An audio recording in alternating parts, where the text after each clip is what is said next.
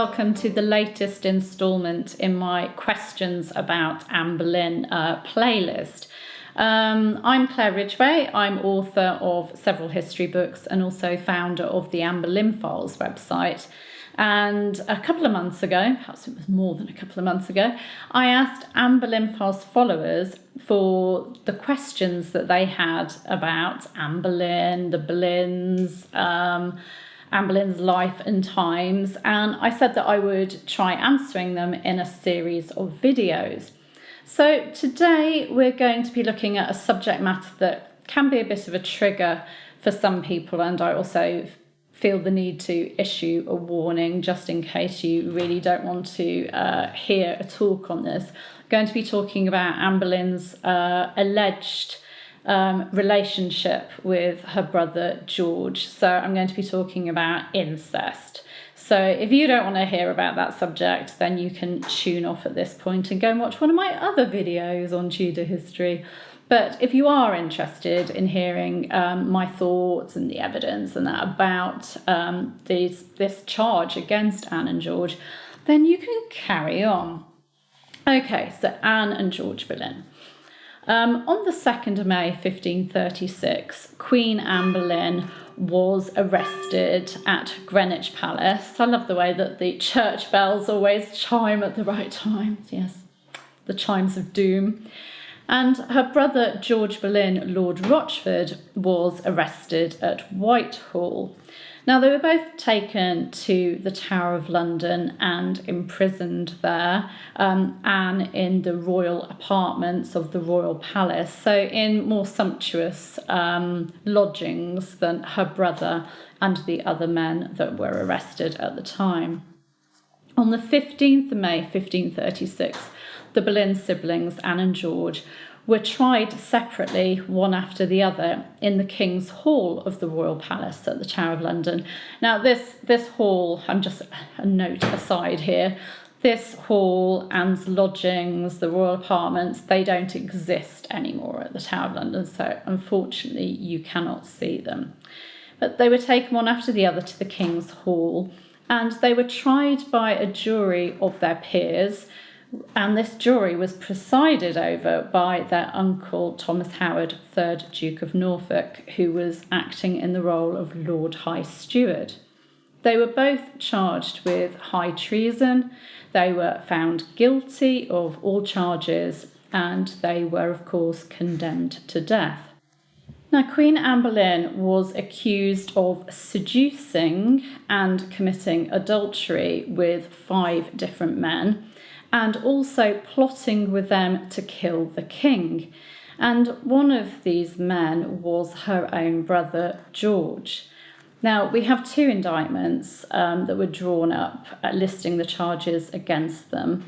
They were drawn up by the Grand Jury of Middlesex and the Grand Jury of Kent.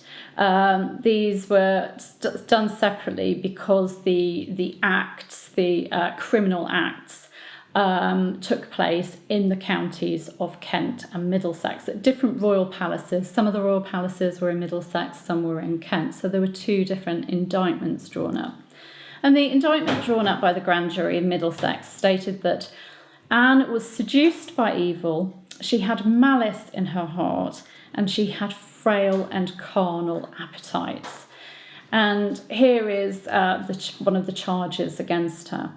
The Queen, on the 2nd of November of the 27th year of Henry VIII's reign, and several times before and after, at Westminster, procured and incited her own natural brother, George Boleyn, Lord Rochford, gentleman of the Privy Chamber, to violate her, alluring him with her tongue in the said George's mouth, and the said George's tongue in hers, and also with kisses, presents, and jewels.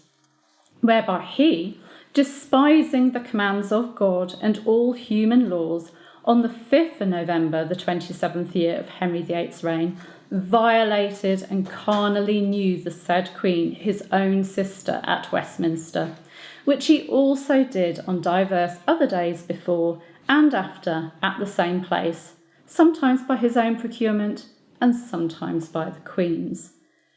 So there you have the Boleyn siblings being accused of committing incest, and in quite salacious detail. That language about the tongues and the violation and carnal and all of that language would have shocked those listening in court. It may not shock us today, but it would have shocked a court at that time. All of those listening, it would have sounded scandalous. Now, it must have been awful for the Boleyns themselves to have heard that charge against them. They defended themselves admirably. In fact, George defended himself so well that it was reported that several of those present wagered 10 to 1 that he would be acquitted.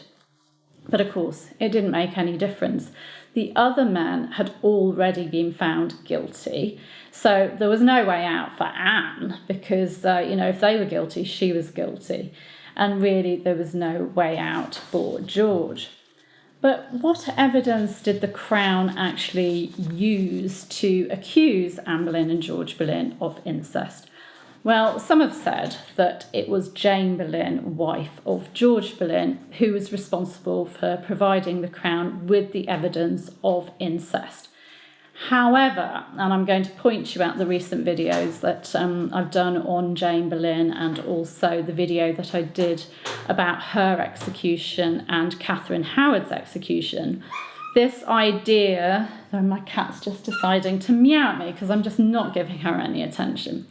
This idea is based on a later fictional account of Jane's scaffold speech, where she says that she deserves this punishment, she deserves to die because of what she did, providing false evidence against her husband and the Queen. And that story, which was a forgery and fiction, is not corroborated by the eyewitness account of her scaffold speech or by any of the other contemporary sources. So Jane did not confess to bringing the Boleyn siblings down. She's also not named as providing evidence that brought them down in 1536. The only names mentioned as providing information are Elizabeth Brown, the Countess of Worcester, Lady Bridget Wingfield, who was actually dead by this time, but correspondence was used, posthumously to bring the Boleyns down. Nan Cobham, who we're not sure who exactly she was. There was a Cobham who was a lady-in-waiting to Anne, but we're not entirely sure. And a mystery one maid Moore, who Eric Ives believes to have been Marjorie Horsman. So no mention of Jane there. Now, Elizabeth Brown, the Countess of Worcester, was named as the first accuser in a letter written by John Hussey, who was a servant of Lord and Lady Lisle. Now, the Lyles were in Calais, and John Hussey was their servant in London, who corresponded with them to keep them up to date on the goings-on in London. So he names Elizabeth Brown, Countess of Worcester, as being the first accuser. Lancelot de Carle, who was secretary to the French ambassador in London, also names the Countess of Worcester in his poem on Anne Boleyn, writing that when her brother Anthony Brown accused her of having loose behaviour, that she defended herself by saying that she was no worse than the Queen, who had offended with musician Mark Smeaton and her own brother. Now, as Eric Ives pointed out in his excellent biography of Anne Boleyn, this was probably an exaggeration. This was in an argument, and the Countess was probably just meaning that she was no more of a flirt than the Queen, rather than actually saying that the Queen had, slept around. Justice John Spellman, who is a law reporter who has a book of reports that he did on cases, in his contemporary report on the trial, he makes no mention of the Countess of Worcester at all as giving any evidence. Her name doesn't seem to come up. So she obviously wasn't mentioned, and she certainly didn't get called as a witness. Justice Spelman's assessment of the trial was that all evidence was of bawdry and lechery, so there was no such whore in the realm, which makes it sound that, the Crown exaggerated everything to make Anne Boleyn sound like, the greatest whore in the realm.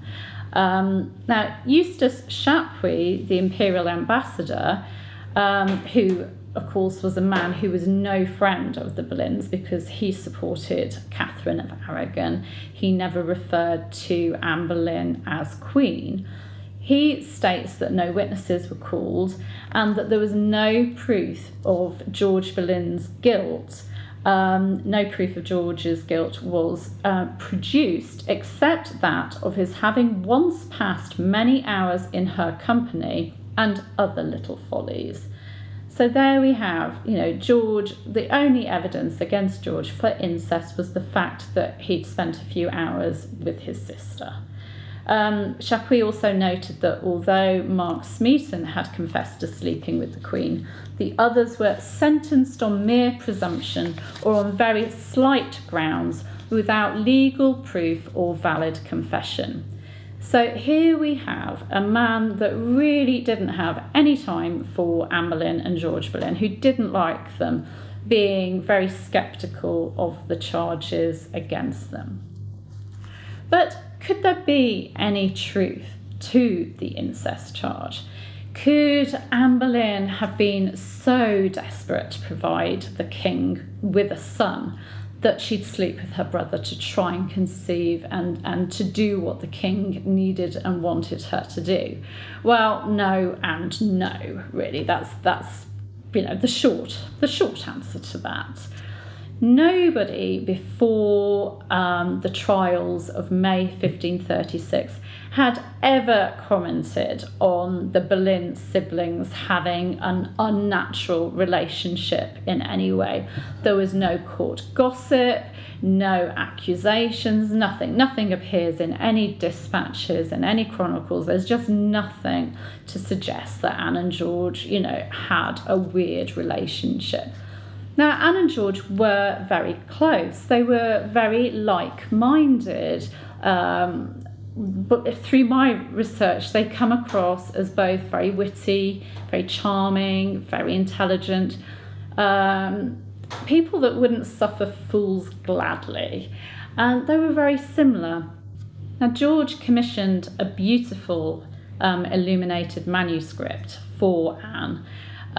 It was a translation of a religious work that he thought his sister would enjoy of the Reformed faith. At the start of this work, he wrote a beautiful dedication to her, quite a long dedication to her, but it's lovely to read. And in it, he refers to himself as her most loving and friendly brother.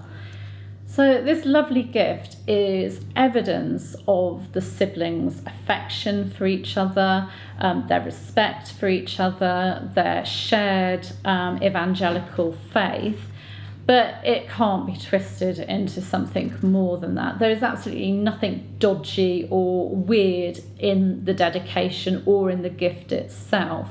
A close bond does not equal a sexual relationship. You just can't twist it like that.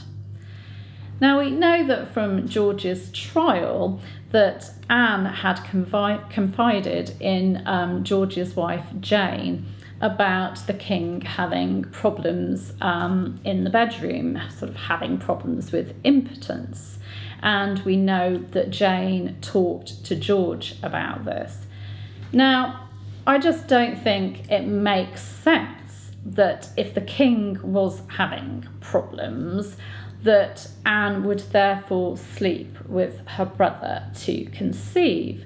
Surely if the king is not actually able to perform, then he can't get his wife pregnant, and therefore it doesn't help George and Anne sleeping together to help Anne conceive, because then the king would know that that baby could not be his. He can't sleep with his wife.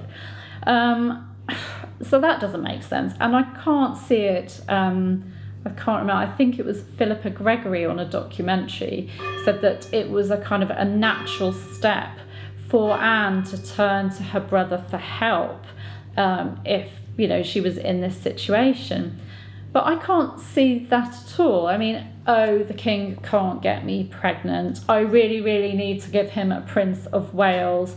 Oh, hey, George, how about it? Well, no, that doesn't work, does it? The king would know that Anne was being unfaithful and that the little prince or princess was not his. What about the deformed fetus that Anne allegedly miscarried in 1536? Well, that's been used in fiction to back up the idea that George and Anne committed incest. A monstrous baby produced from a monstrous act. That's how we see it in fiction. But no, because there wasn't a deformed fetus being miscarried in January 1536. I'll give you a link to my video on that, looking at the evidence, because I explain it all in that. But suffice to say that no contemporary report makes any mention of Anne miscarrying a deformed fetus. She had a miscarriage, yes, but there was nothing unusual about it. The idea that she miscarried a shapeless mass of flesh comes from a book, a piece of Catholic propaganda written in the 1580s, so a long time after the event.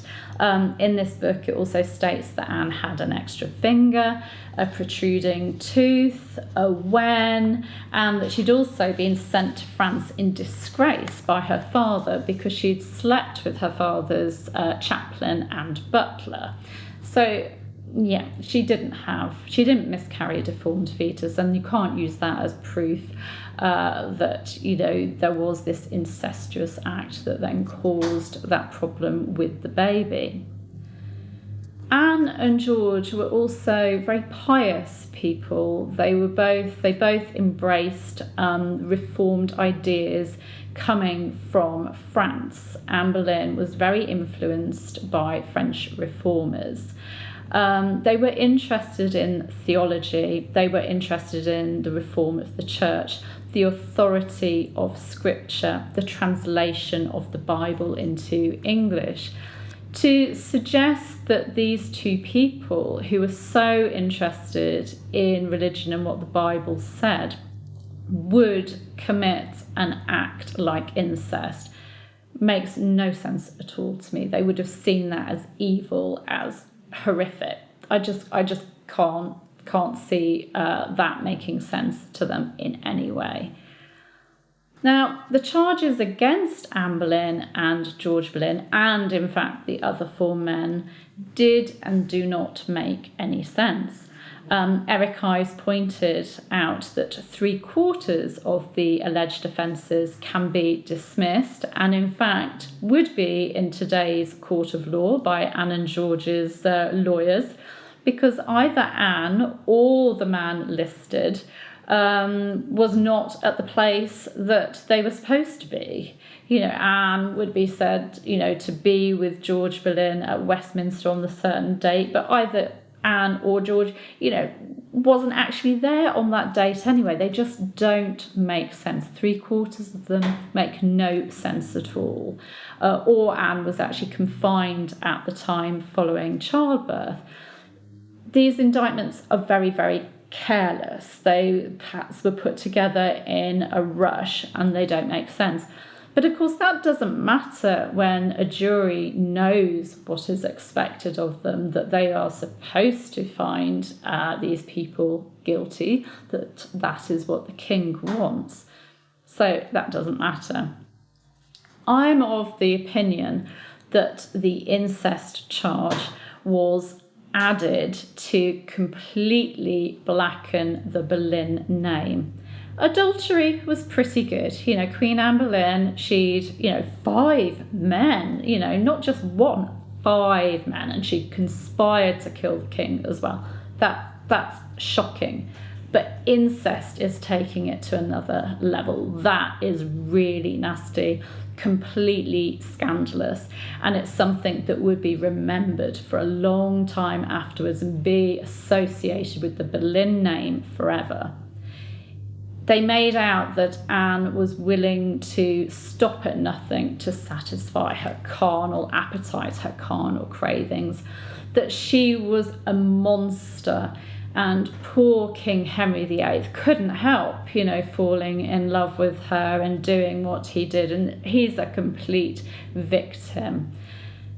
That was the Anne that needed to be portrayed in 1536 to bring her down once and for all, and so that Henry VIII could walk away and marry Jane Seymour very, very quickly afterwards, without any problem.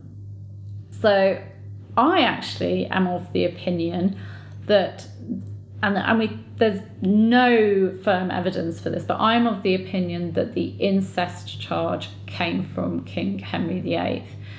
It seems a very personal thing to me, the idea that he just totally wanted the Boleyns blackened forever. But that is just my own theory, my own personal opinion. Now, if you're interested in finding out more about George, I've got a playlist of videos of interviews that I did along with Claire Cherry, who is my co-author, called the George Boleyn Interviews, where we answer questions about George Boleyn, look at the evidence and that. So I'll give you a link to those, and also our biography that those videos were for. George Boleyn, Tudor Poet, Courtier and Diplomat. George Boleyn is a fascinating character. I just love him, so very interesting. There's so much about him because he was such an important person. So he's not a shadowy figure like Mary Boleyn. There is so much we know about him. A fascinating man. So I hope this has kind of answered the question that people may have about, did the Boleyn siblings really commit incest? I don't believe they did at all. So thank you for joining me, and I hope you've enjoyed this video. You can click subscribe and hit the bell as well to be notified of new videos, because I will be answering more questions about Anne Boleyn, her family, her life at times. But I'll take my leave of you now. Take care. Bye-bye.